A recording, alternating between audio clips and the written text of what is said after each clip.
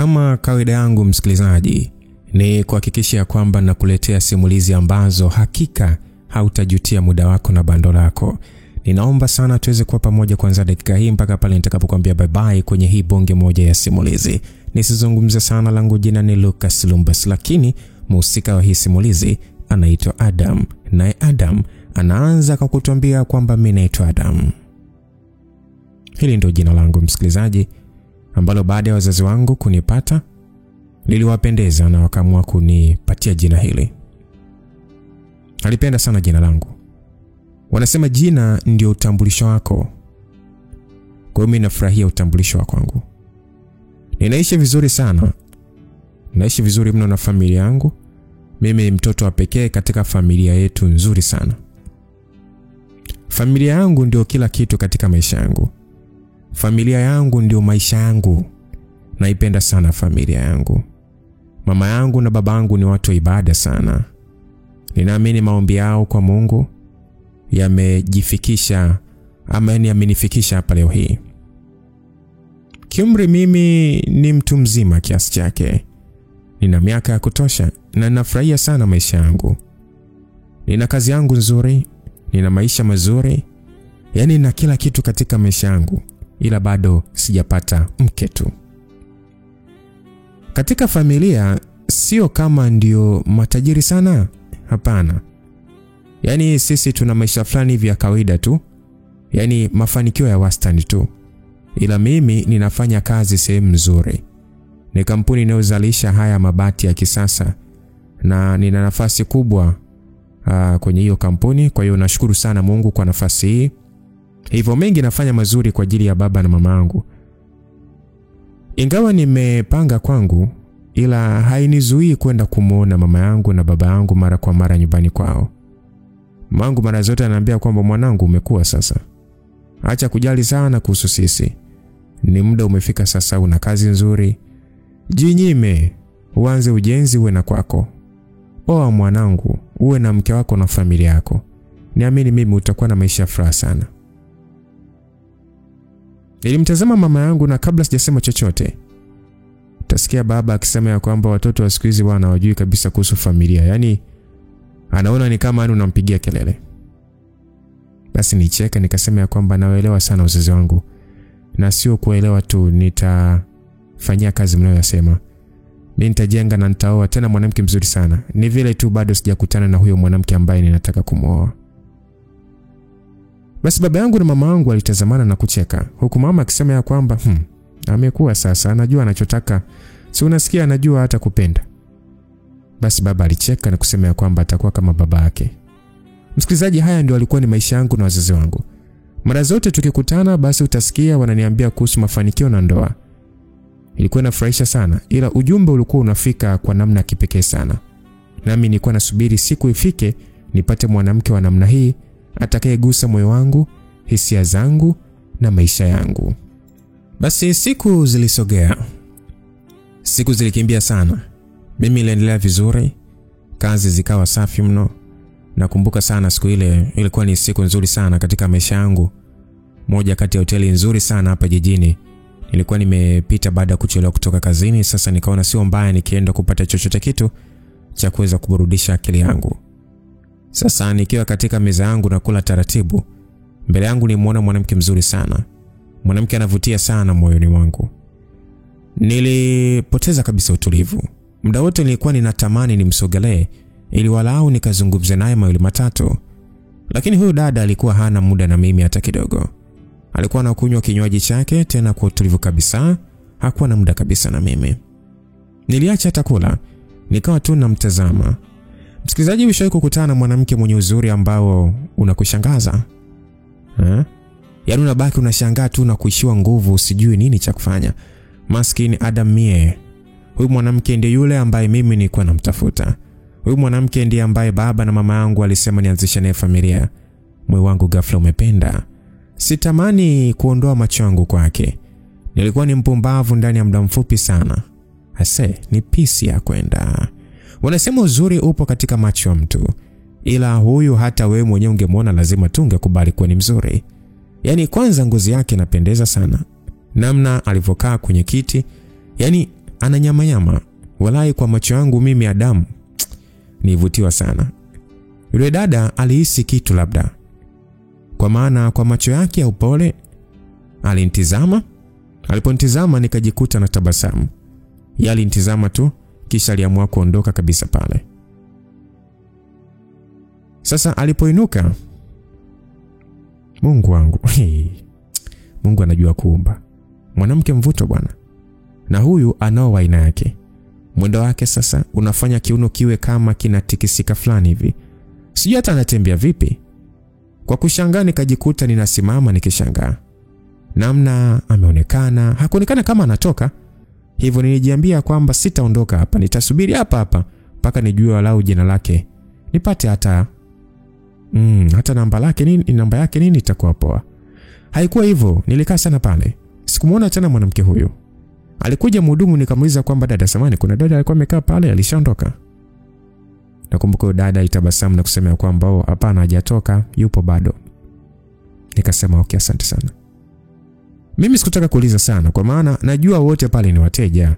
Hivyo kumuuliza wahudumu ni sawa na bure tu, hawajui lolote. Hivyo niliendelea kusubiri muujiza huo wa kumuona tena mwanamke yule mzuri wa maisha yangu. Sijawahi kuona mwanamke kama yule. Ila haikuwa bahati yangu siku hii. Kwa maana nisubiri sikumuona, na isivyo bahati sasa rafiki yangu alinipigia simu akaniuliza kwamba Adamu uko wapi? Nami nikamuuliza kwamba nipo sehemu fulani. Akaniambia basi sawa, naomba nipitie mahali rafiki yangu hapa nimekwama. Kamuuliza wapi? Basi akanielekeza. Kinyonge nikakata simu na ikabidi niondoke zangu. Niliondoka pale nikiwa mnyonge sana.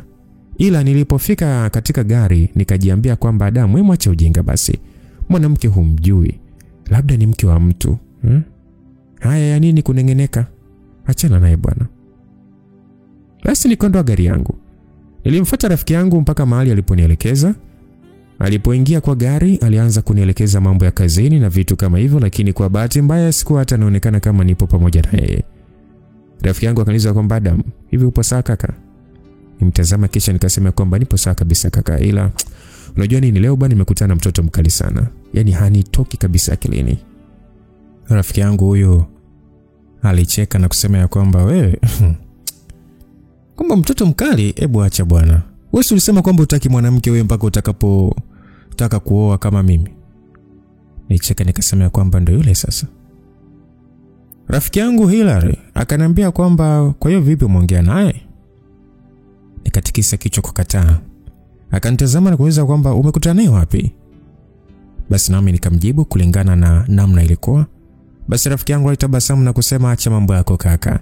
Ile ni sehemu ya starehe. Labda alikuwa na mwanaume wake, Hujaongea naye alafu unamwaza. Kaka tulia. Nilicheka nikasema hata mimi nimwaza hivyo. Tatizo moyo kaka.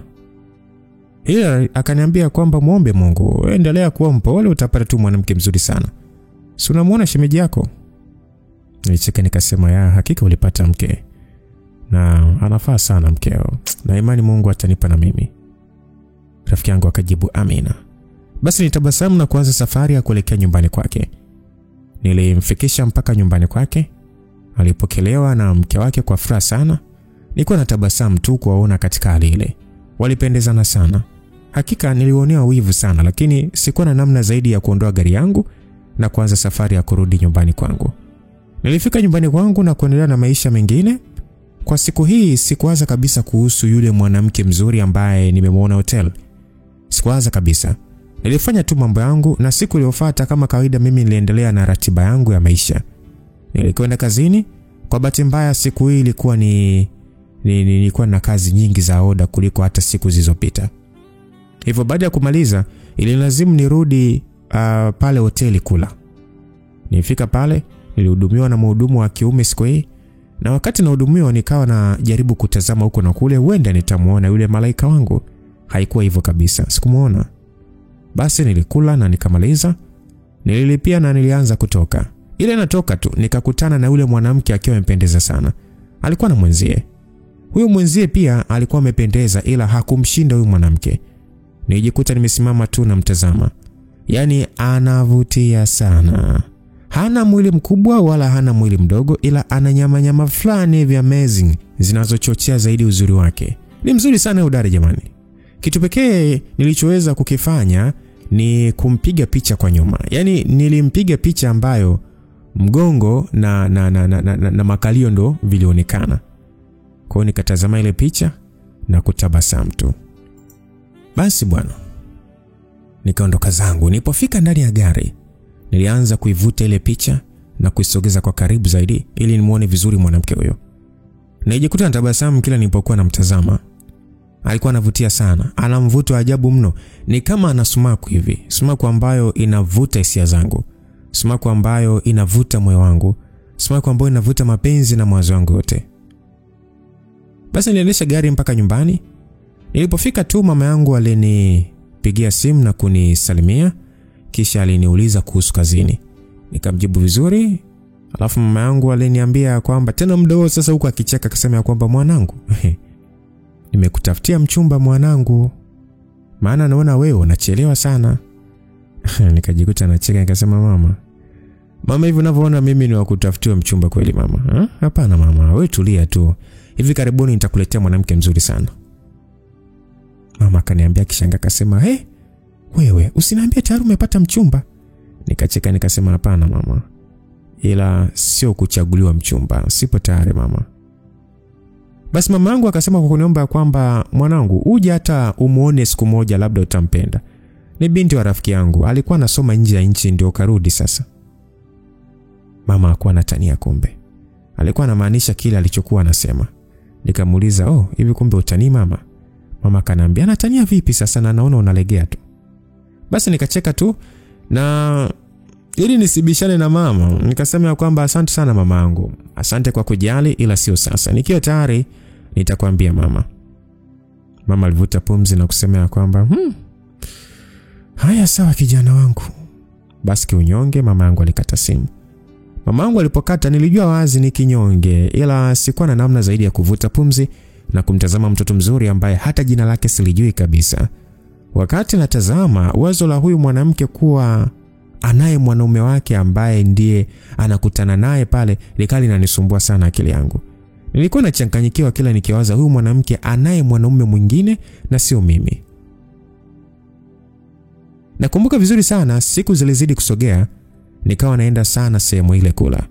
Nikawa nabadili muda tu, leo mchana, kesho jioni, ili mradi tu. Lakini sikumuona tena yule mwanamke. Sikuwahi kumuona. Hii hali ilinipa unyonge sana. Hata kazini sikuchangamka. Siku moja rafiki yangu alipoingia ofisini kwangu na kunikuta kwa hali ile, aliuliza, "Kaka vipi, mbona kinyonge sana?" Nilimtazama kisha nikavuta pumzi. Nikasema kwamba hivi unakumbuka yule mwanamke niliyekueleza namna ameshika moyo wangu? Basi alicheka na kusema huko sasa kitazama akasema, "Bado naye tu kaka." "Vipi ushajua jina lake na namba yake vipi umeshapata?" Nijikuta mimi nacheka nikasema yule mwanamke kama sumaku kaka. Kila muda namwaza yeye tu. Afu namba zaidi sasa nimemuona mara 2. Sasa hapata mwezi naishiwa tu pesa kwenda kula sehemu ya gharama ile mwanangu. Afu hata simuoni. Huyu rafiki yangu alinitazama na kucheka tu. Ni kaka kwangu. Ninamheshimu sana. Ni rafiki mzuri sana. Sasa kwa upole akaniambia kwamba ndugu yangu, mimi naona kama unakuwa kama mgeni na dahi. Mimi mwenzako mgeni. Wewe umezaliwa hapa. Unajua wanawake wengi huwa wanatoka nyumbani na 10,000 na kwenda kukaa mahoteli mazuri kutega wanaume wenye hela. Maana huko ndio wanapatikana. Kwa hiyo usikute mwenzako kashapata sasa anakula raha, hawazi kuhusu wewe. Jiulize mwanangu mzuri huyu alifuata nini hapo hoteli. Nilimtazama na kutabasamu kwa kujikaza maana sikuwa natamani kusikia ana mwanaume mwingine. Mimi ndio namtaka.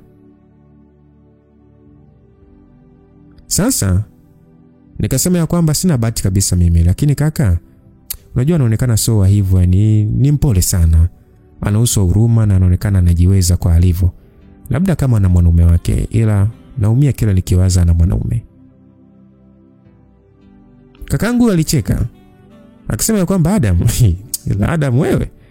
Adam mimi sitaki kucheka zaidi. Hebu naomba achane naye basi. Utapata mwanamke mzuri mwanangu, hebu tufanye kazi Adam.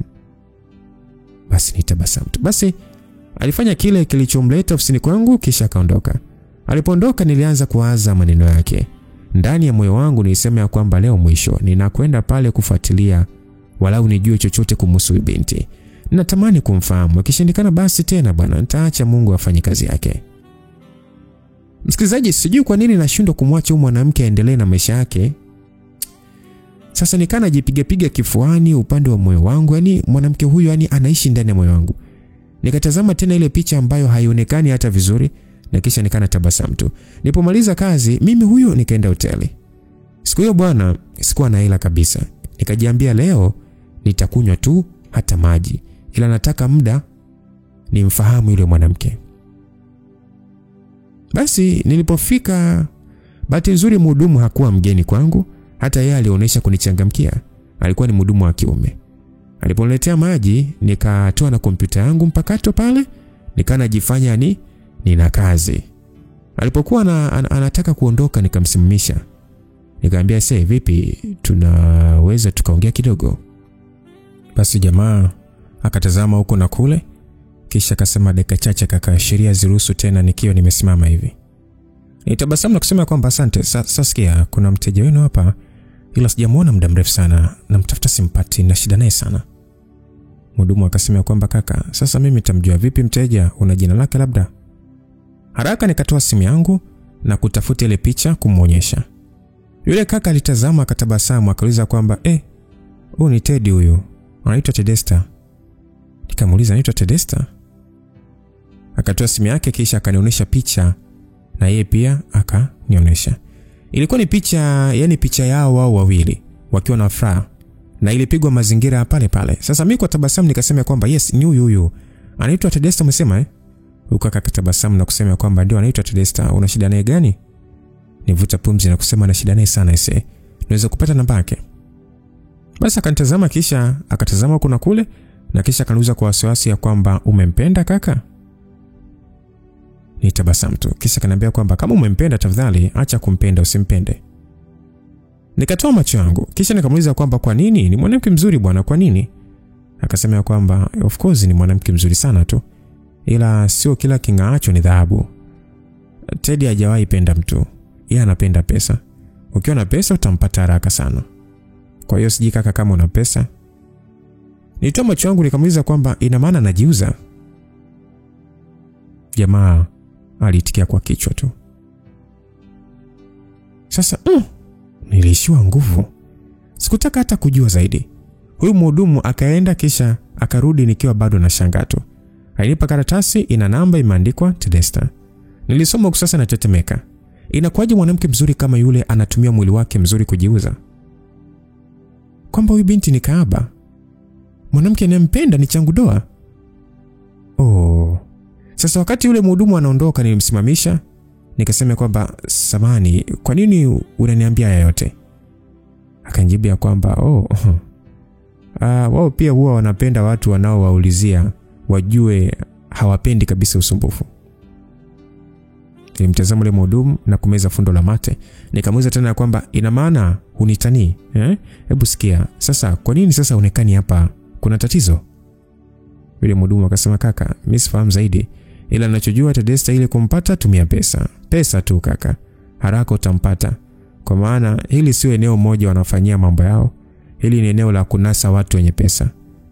Kwa hiyo namba hii hapo, wewe mpatie tu hadithi za pesa. Yaani hata kabisa hadithi zingine zaidi ya pesa. Basi mhudumu alinitazama tena na kisha aliondoka.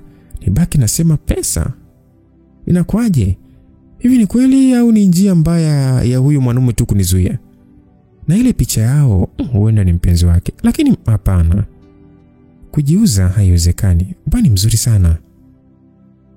Basi nijikuta nafunika ile kompyuta pale na kisha nikainuka, nikachukua kilicho changu pale. Nikiwa nimechoka sana.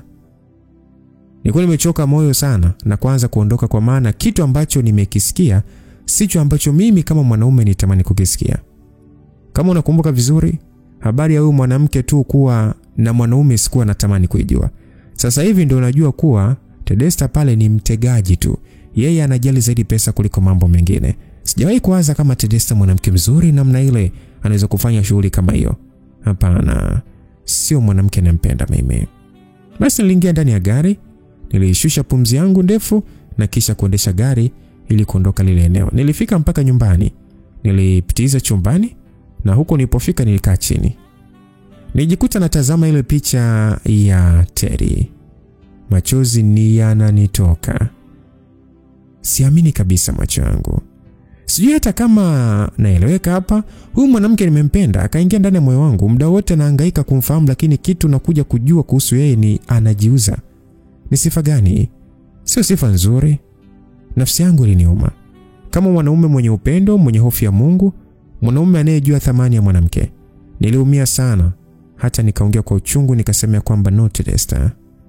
Wewe ni mwanamke mzuri sana. Ni mrembo. Huwezi kufanya hivyo. Ninakuamini sana. Huwezi kabisa kufanya hivi. Naomba iwe ndoto, yani isiwe kweli. Kama unajiuza? Hapana, kwa nini unafanya hivi? Basi niliumia sana. Niliumia ndani ya moyo wangu. Yani hii siku mpaka inafika saa 8 usiku, mimi nakumbuka ninavyosisitizwa kuwa kama ninamhitaji Tedesta niweke pesa mbele. Nitangulize pesa, lazima nitampata. Kwa maana Tedesta hapendi maneno mengi, yeye ni pesa tu. Sasa nikakumbuka ile namba, hata bado sijaiweka kwenye simu. Hivyo usiku ule ule nikaamka na kutunza vizuri namba ile. Nakumbuka niliandika Tedesta, yani kwa herufi kubwa. Tena nilikuwa naandika huku naita jina lake nikisema Tedesta, una jina zuri sana na la kipekee sana. Basi baada ya hapo niliamua niingie WhatsApp ili nione kama kuna chochote kile cha kunifanya nijisikie amani. Ndipo nikakutana na picha yake nzuri sana. Haraka nikaichukua ile picha na kuitunza kwa simu yangu. Kisha ndio nikasoma ujumbe mdogo ambao unakuwa chini ya picha. Kuna ile sehemu pale WhatsApp. Kama usipobadilisha utaona imeandikwa hello I'm using WhatsApp. Nadhani wengi mnaifahamu hapo hapo. Yeye sasa aliyaondoa yale maneno kisha aliandika ni Mungu tu. Niliposoma yale maneno nikatabasamu. Hivi yule mhudumu amesema kabisa kuwa anajiuza. Mwanamke kama huyu anajua kabisa kuwa kuna Mungu, tena namtangaza alafu ajiuze kweli? Nitabasamu na kusema ni Mungu tu. Huyo ajiuzi. Basi nikaa namtazama tu. Ni picha ya kukata. Naona uso wake ulivyo mzuri. Walau nilipoona hivyo nikajipa moyo mwenyewe na kuamua kulala. Sikumpigia hata. Nilipanga nikiamka ndio nitazungumza na Tedesta. Maana mpaka muda huo sikuwa najua nitazungumza kitu gani ili tuweze kuelewana. Sikuelewa kabisa nitazungumza maneno gani. Basi bwana, nikalala pale na asubuhi baada ya kuamka tu nilichukua simu yangu. Wakati nataka kupiga tu, mamangu alinipigia na nikapokea na kumsalimia. Kisha nikamuuliza mamangu kwamba mama, mbona mapema sana, kuna tatizo? Mama kanambia hapana mwanangu, hakuna tatizo kabisa. Unajua leo niliamka mapema, niombe Mungu kwa ajili yako. Basi baada ya kuomba nikapata amani sana. Hata nikatamani kukusikia kijana wangu. Baada mama kusema hivyo nijikuta nitabasamu tu. Nitabasamu kuona mama yangu ananiombea.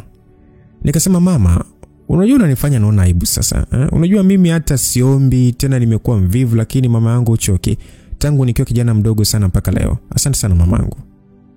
Basi mama itabasamu na kusema kwamba ni mama pekee hataki mtoto wake aumie hata kidogo. Kwa maana anajua thamani ya mtoto kuanzia kutunza mimba, kujifungua na kulea. Anajua mateso na hekaheka zake. Hivyo kumlinda kwa maombi kijana wake ni muhimu sana. Kama mama lazima nifanye hivyo. Tabasamu nikasema amina mama, nakupenda sana mama. Vipi baba yuko wapi?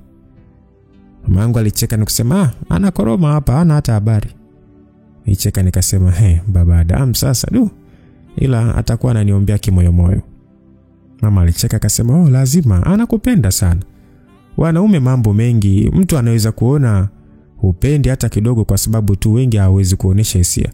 Pengine anakupenda sana tena hata kuliko mimi. Nikasema kuliko mama? Hapana mama, ni utani. Mama akasema haya bwana, mimi sikupotezea muda kijana wangu. Jiandae uende kazini sasa. Usiache chai. Nikasema mama jamani, mimi ni mtu mkubwa sasa, nakumbuka kila kitu. Mama aliniacha akicheka na kukata simu yake. Nami nikawa nacheka tu. Nilifurahi sana kwa maana mimi mtu pekee ambaye akisema na kuombea na muamini ni mama yangu. Hao watu wengine watubaki kwamba tunakutana leo na kuombea sawa usijali na kuombea. Ama haya sawa. Mama akikwambia na kuombea mwanangu, oya hiyo haipindi. Hiyo haipindi. Ni anakuombea kweli na unamwamini, yaani unapaswa muamini. Sasa na mimi mtu ambaye pekee ninayemwamini akisema na kuombea ni mama. Na muamini sana akisema ananiombea. So nikacheka huku nikitafuta lile jina la pekee Tedesta. Nilipolipata tu nikajiuliza, hivi sasa hivi sio asubuhi sana? Au nitakuwa na mharibia usingizi? Basi nikafumba macho kwa sekunde na kuyafumbua, kisha nikapiga ile namba.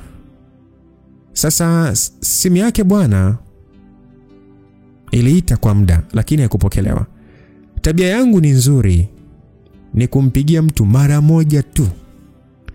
Sijui kwako wewe unaweza, lakini utaratibu wa simu ni kwamba unapaswa umpigie mtu at once, mara moja tu, usizidishe zaidi hapo, kwa sababu lazima atashika simu na ataona missed call yako. Kama kuna umuhimu atakutafuta. Kwa hiyo na mimi ndio utaratibu wangu, nipige simu mara moja tu. Sipendi usumbufu. Simu haikupokelewa, niliamua kuacha. Akipokea ujumbe wangu basi atanitafuta yeye mwenyewe. Kwa dakika kadhaa nikatazama picha yake na kujikuta natabasamu. Kila ninapotazama picha ya huyu mwanamke ipo, namna najisikia moyoni, kuna namna nafarijika ndani ya moyo wangu. Natabasamu tu. Niliingia bafuni na kuanza maandalizi kwa ajili ya siku yangu mpya inayofuata. Nilifanya hivyo na nilipomaliza mimi nikaanza safari ya kuelekea kazini. Niko mchangamfu sana siku hii. Hata rafiki yangu aliponiona alinifuata ofisini na aliponiona tu akaniambia kwamba ndugu yangu na kuona mchangamka mno. Nimeona ni heri nije hapa bwana uniambie kuna habari gani. Nikajikuta nacheka tu nikasema kaka Hilary unanichekesha sana. Ina maana yani inaonekana kama nimefurahi sana ama? Hilary akanitazama na kusema mimi sijakuona katika hali kama hii kwa muda mrefu sana. Nilimtazama nikasema ni Tedesta. Sema Tedesta ndio nani? Mimi sijakusikia jina kama hili. Nikacheka na kutoa simu yangu kisha nikampa picha kaka Hilary aone.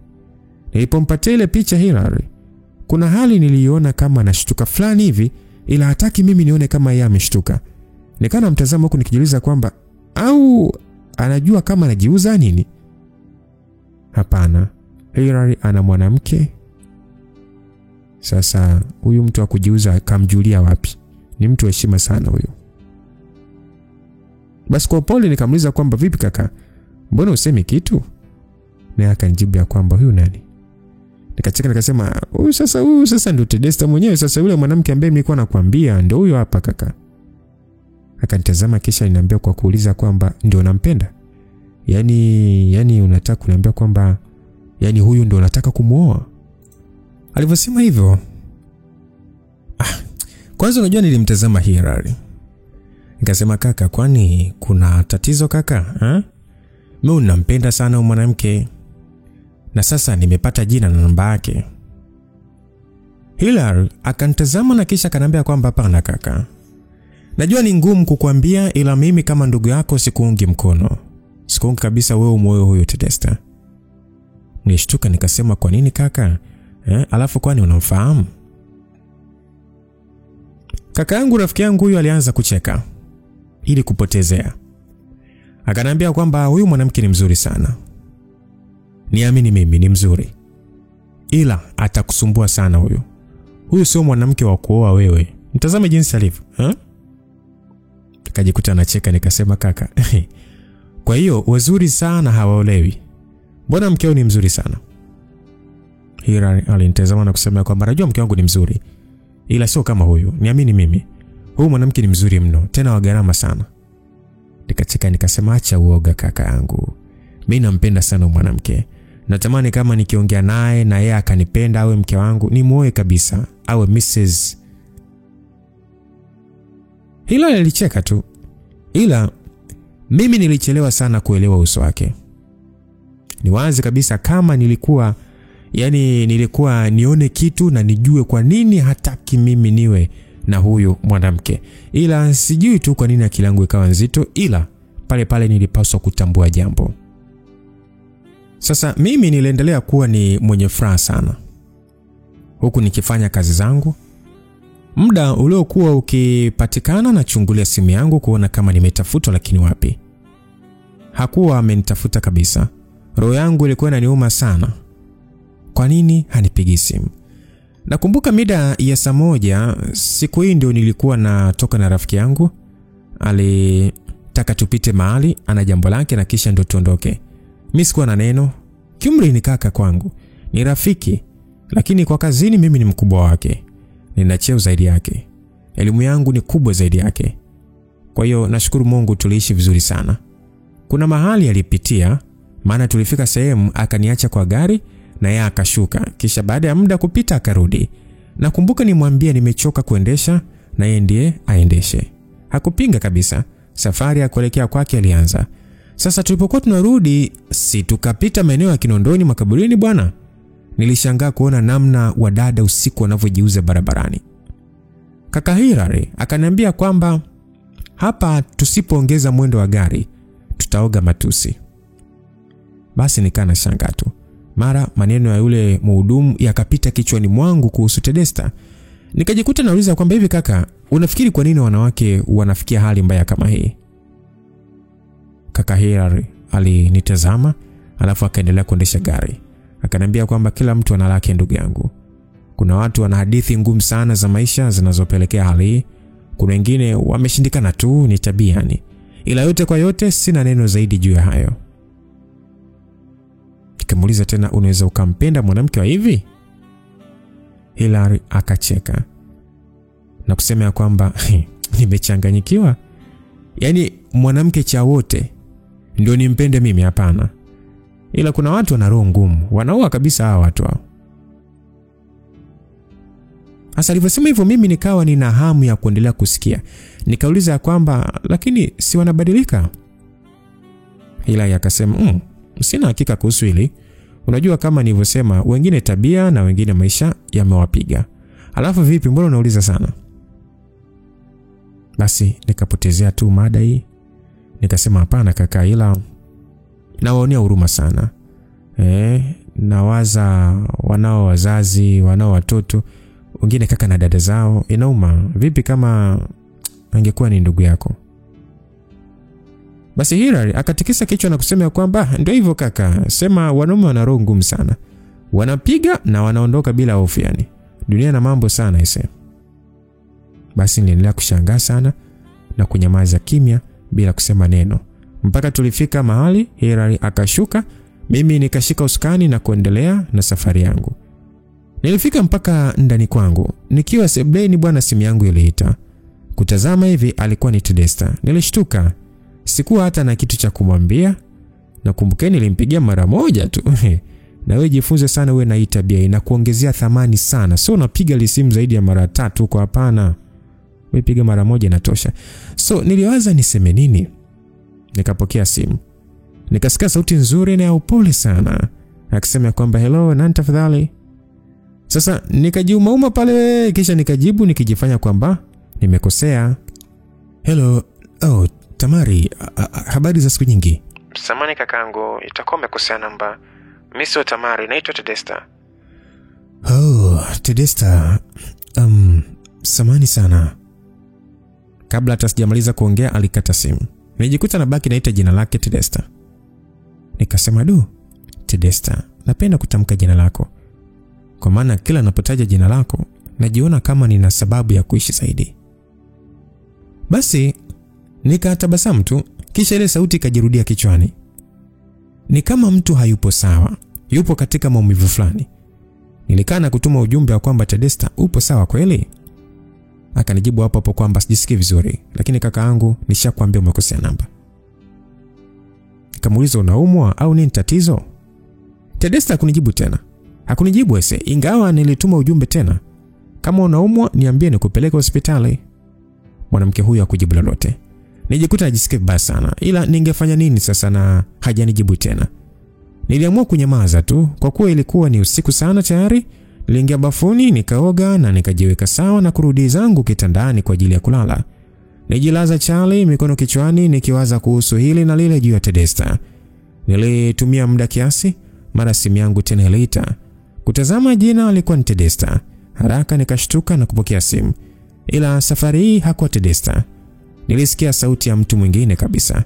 Nakumbuka mtu yule aliniambia kwamba hello, samahani sana, mimi ni muuguzi, kuna mgonjwa ameletwa hapa lakini kila namba anayosema nipige haipokelewi. Anahitaji msaada. Nishtuka na kuuliza, nani, Tedesta anaumwa? Akanijibu ndio kaka. Nikauliza walipo na vitu kama hivyo ili niweze kufika eneo hilo. Muuguzi alikata simu. Sikujua hata namna ambavyo niliondoka kwangu siku ile. Ila nilifika hospitali. Baada ya kufika nilifanya taratibu ili niweze kumuona. Ni kweli Tedesta alikuwa anaumwa sana siku hii. Alikuwa na malaria kali sana. Nilikuta amelala, ametundikiwa drip la maji. Muuguzi alinipa maelezo muhimu na mimi niliingia ndani kumuona Tedesta tena kwa mara nyingine. Ndio namuona kwa ukaribu. Tedesta alikuwa amelala chali, amevalia nguo yake nzuri ya heshima kabisa. Alikuwa amelala lakini anatokwa na machozi. Nijikuta na mfuta machozi tu. Alikuwa amebanwa sana na kichwa kiasi hata ni hawezi kuyafumbua macho yake. Nilimhurumia sana.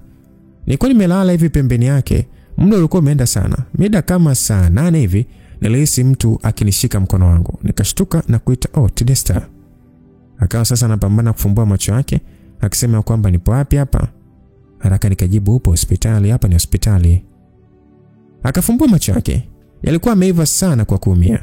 Yalikuwa na rangi nyekundu mno. Kisha akanitazama usoni na kuniuliza kwamba wewe ni nani?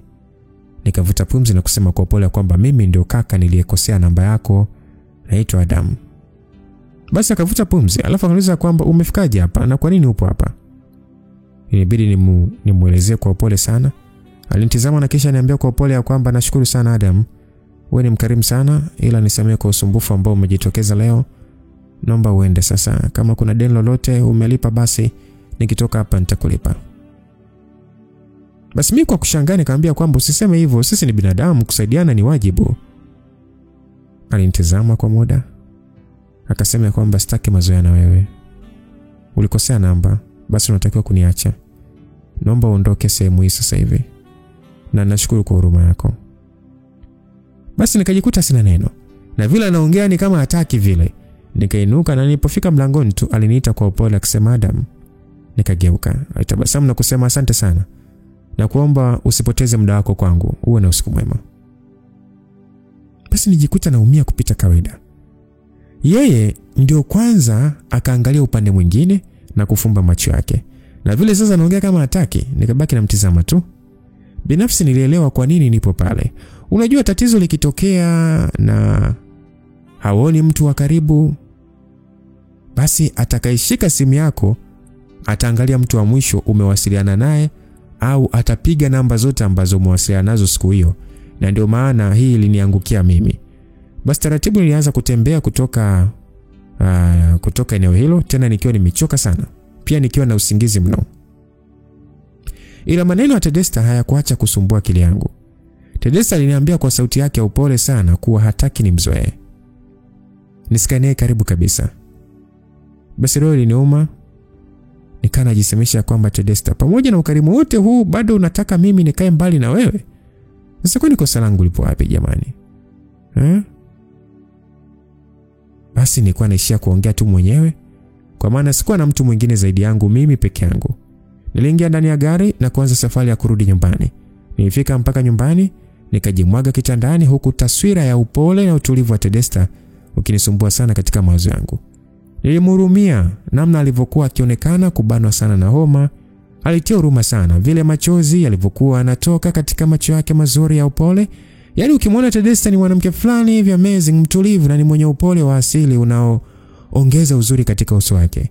Mimi nilikuwa sina cha kufanya wakati ule. Niliamua kulala tu. Sikuwa na namna, kwa maana hata kumtumia ujumbe nilihofia kumkwaza, kwa maana hakuwa anataka tena mazoea na mimi. Inaumiza roho, ila sasa nitafanya nini sasa? Ndio ametaka hivyo, mbali na mtu mzima mimi kujifanya nimekosea namba. Kuhangaika mwezi mzima na maliza pesa kula hoteli nikimsaka huyu mrembo, lakini wapi. Tedesta hataki mazoea na mimi kabisa. Nililala na asubuhi Ingawaje kwa kuchelewa, niliamshwa na ndugu yangu Hilary. Alinipigia simu, nilipopokea tulisalimiana, kisha aliuliza kwamba kaka kwema, sikuoni kazini. Basi nikajifanya nimezidi kuchoka, nikasema ya kwamba nakuja sasa hivi kaka, tutaongea wala hata usijali. Na nashukuru kwa kunipigia maana bado ningeendelea kulala.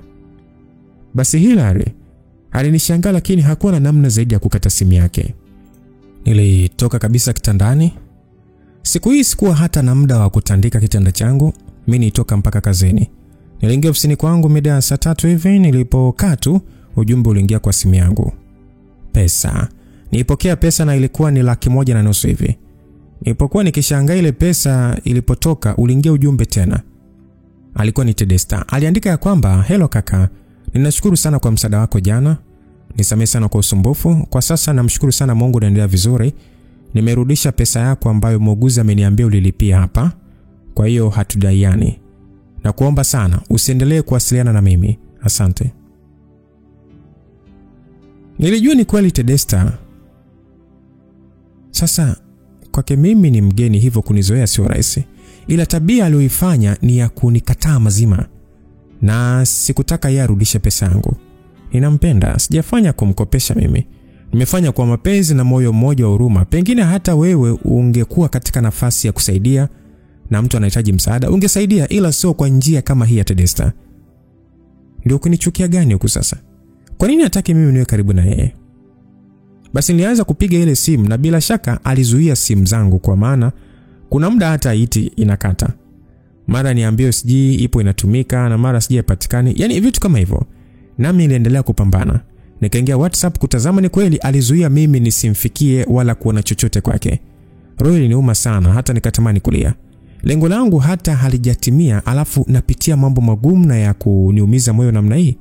Sikupenda isema maumivu haya. Sasa nikiwa kwenye situation, rafiki yangu bwana aliingia. Akaniambia kuna shida gani? Na itakiwa nimwambie Hilary ukweli wa kile kimetokea. Nikamsimulia na kisha nilipomaliza nisema ya kwamba sasa sijui kwa nini anafanya haya yote, kwani kosa langu ni nini mimi?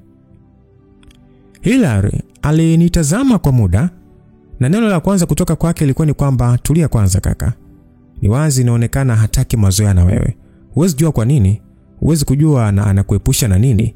Pengine anaye mwanaume wake ambaye yeye anampenda. Hivyo hataki mazoea na mwanaume yote karibu, akihofia kumkosea mpenzi wake. Kwa hiyo unatakiwa uende ama uendane tu taratibu. Na wewe fanya kama vile ani huna lengo la mapenzi na yeye. Mwache afanye atakavyo, mpe muda.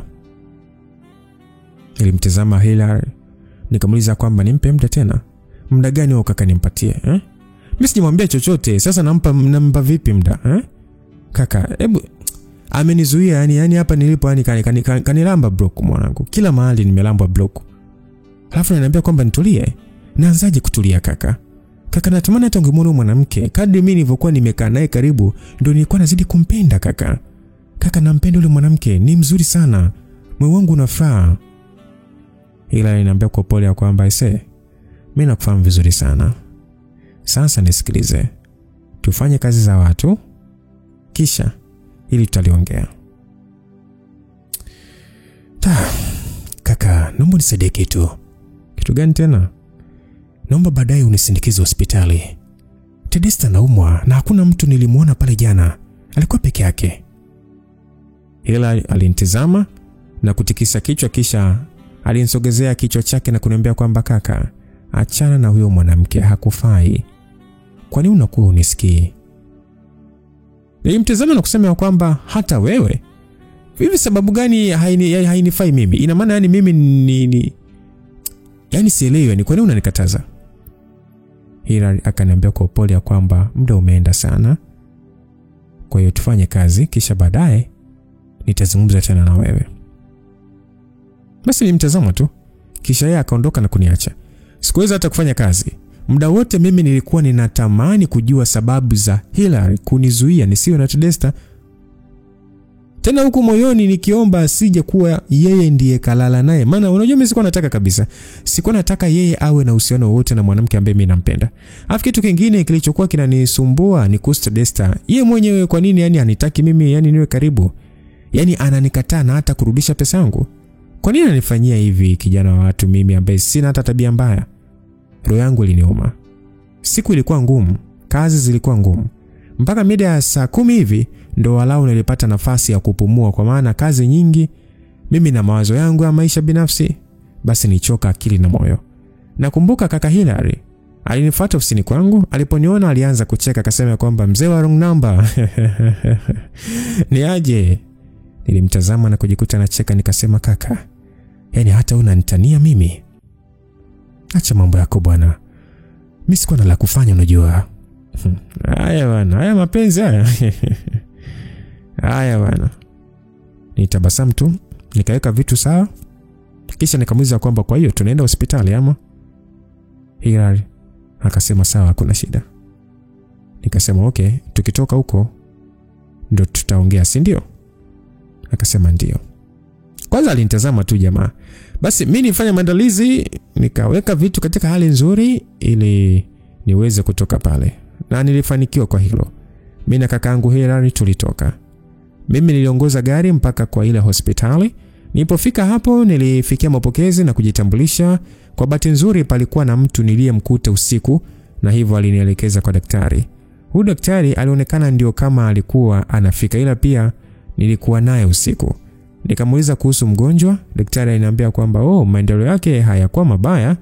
Alianza kupata nafuu kuanzia mida ya saa 9 usiku. Kwa hiyo mpaka kufika saa 2 asubuhi akawa na nafuu kubwa. Alifanywa utaratibu pia, akapata chakula, kisha akaomba kutoka, na baada ya muda akaruhusiwa. Baada ya daktari kusema hivyo, nikajikuta na mtazama Hilary. Nikauliza kwamba kuna ndugu yoyote tofauti na mimi alifika hapa? Daktari akajibu, kikweli hapana, akaondoka yeye mwenyewe. Nivuta pumzi tu, kisha daktari alisema kwamba ndio hivyo bwana. Aliondoka mwenyewe, kuna gari nyeupe ilimfuata na mambo mengine sifahamu, ila kuhusu afya yake yupo sawa. Akitumia dawa zake vizuri naamini atakuwa sawa kabisa.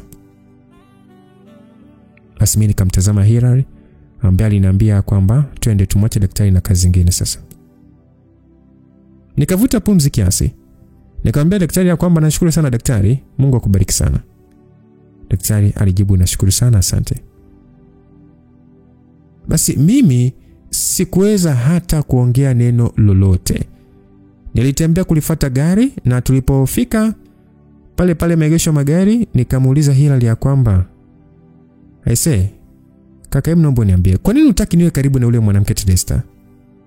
Kuna jambo gani, kuna lipi ambalo mimi anisilifahamu? Hilary alivuta pumzi.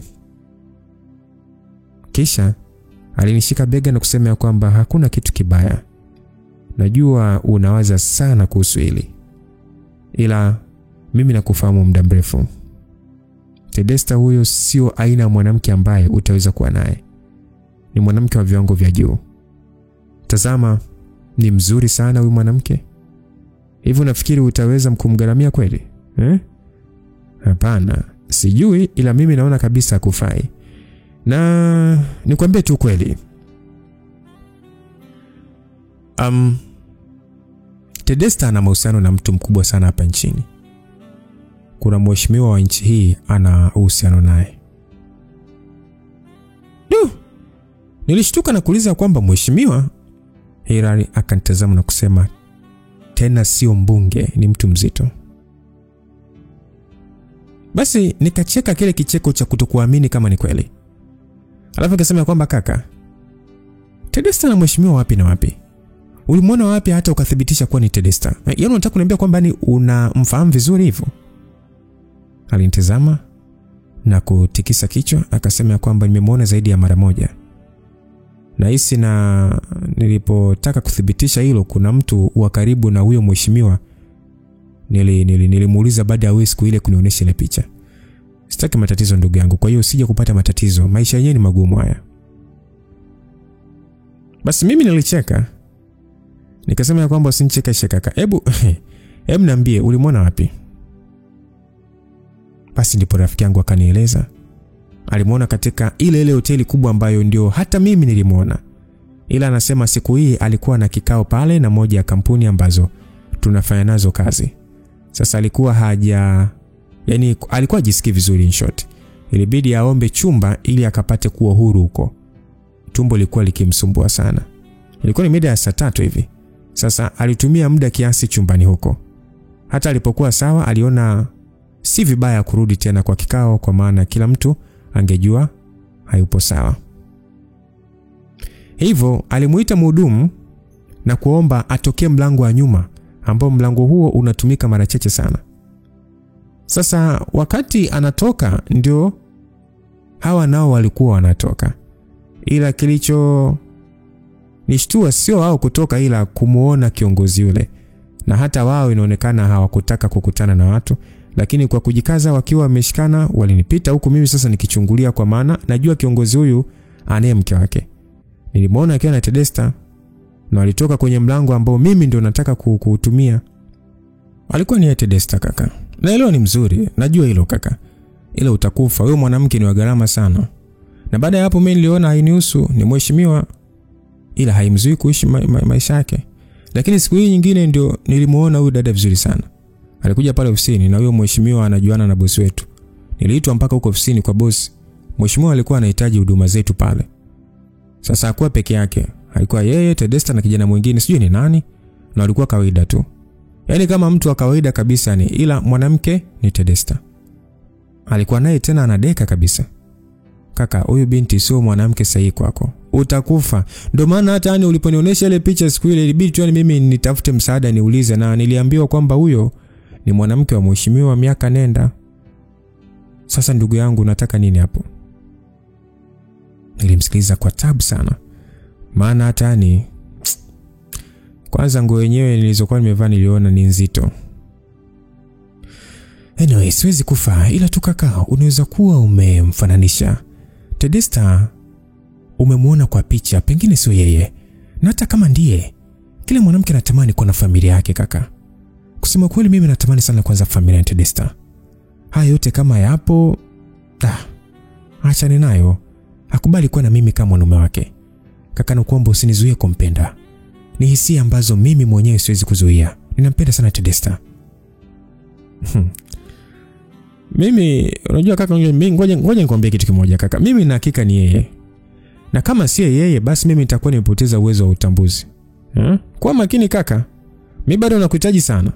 Naelewa sana mapenzi. Najua mtu akipenda anakuaje. Ila tembea taratibu kaka. Mapenzi haya yanaweza kukuumiza au yanaweza kukupa furaha.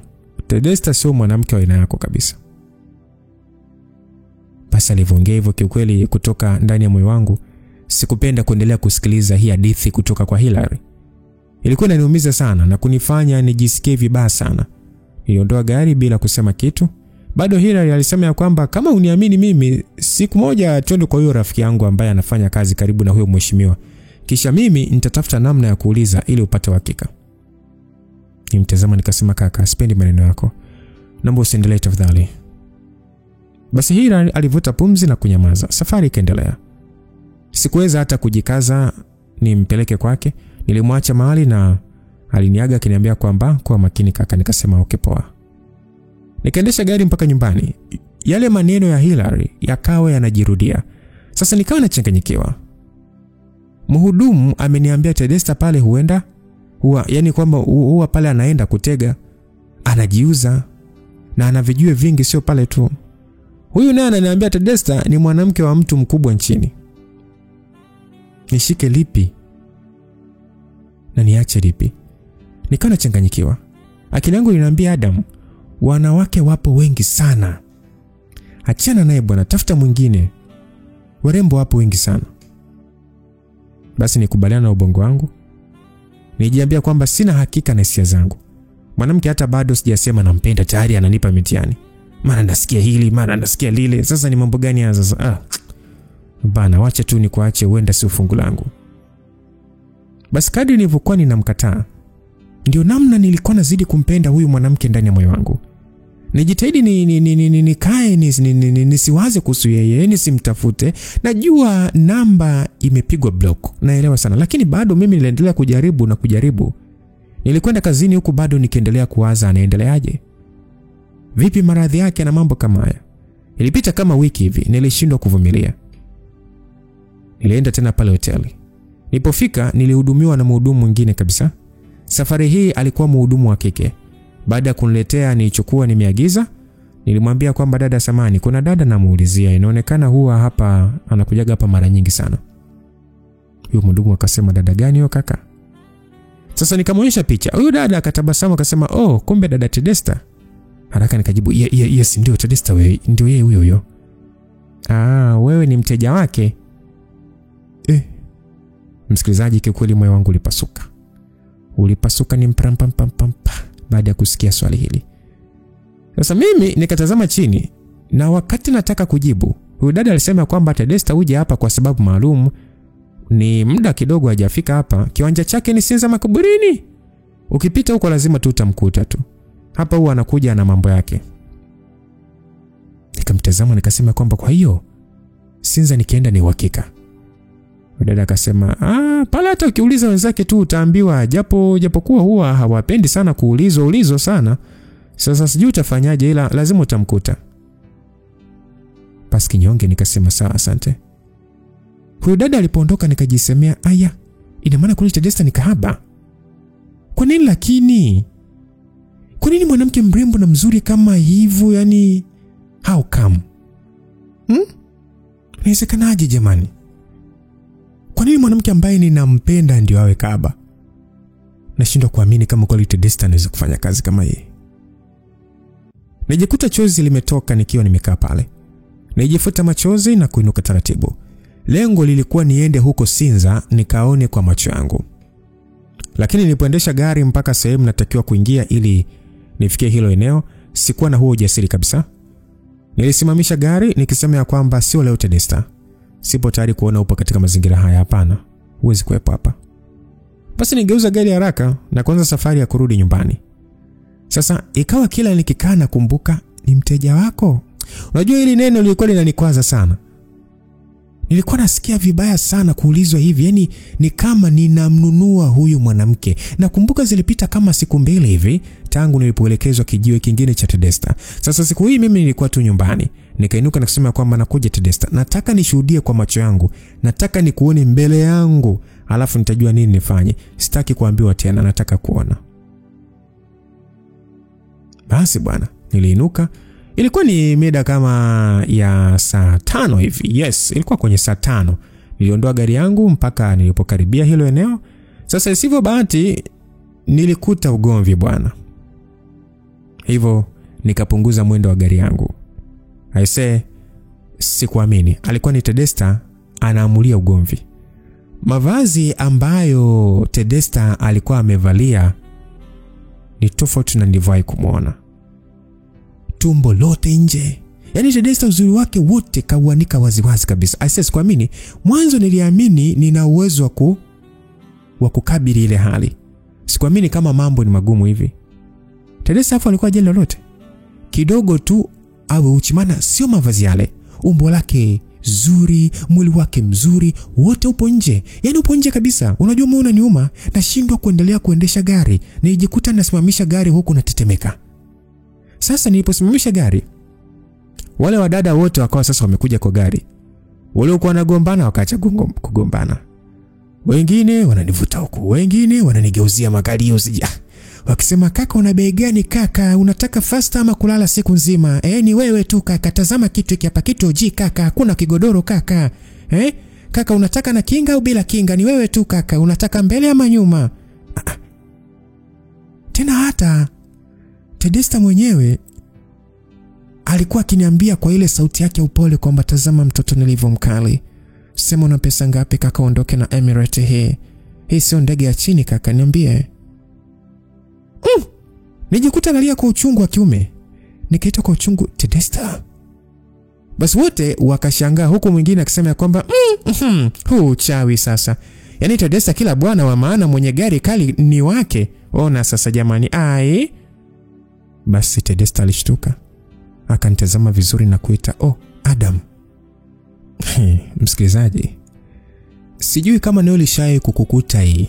Kuna mtu na ulitokea kumpenda sana, lakini baada ya kujua jambo fulani uliumia mno na ukaona hapa kuna ugumu wa kuwa naye. Ni jambo gani ambalo uliligundua? Hebu niandikia hapa chini kwenye comment. Mimi nimegundua Tedesta ni kahaba na nampenda. Na yeye tayari ameshafahamu nimemfuma kwenye hii kazi. Kipi kitakachoendelea msikilizaji? Kutane sehemu inayofuata ili tuweze kufahamu mengi zaidi, lakini natamani sana uniambie nawe ili siwahi kukuta hii hali ukampenda mtu lakini kuna jambo ulikuja gundua na ukahisi ya kwamba haitawezekana wewe kuweza kuwa naye kimahusiano. Ni jambo gani hilo? Niambie kwenye comment. Tutafahamu mengi zaidi msikilizaji kwenye simulizi nzuri yenye mafunzo sana kuhusu mahusiano, mapenzi na maisha. Langu jina Lucas Lumbas. Niseme tu God be with you till we meet again. Bye bye.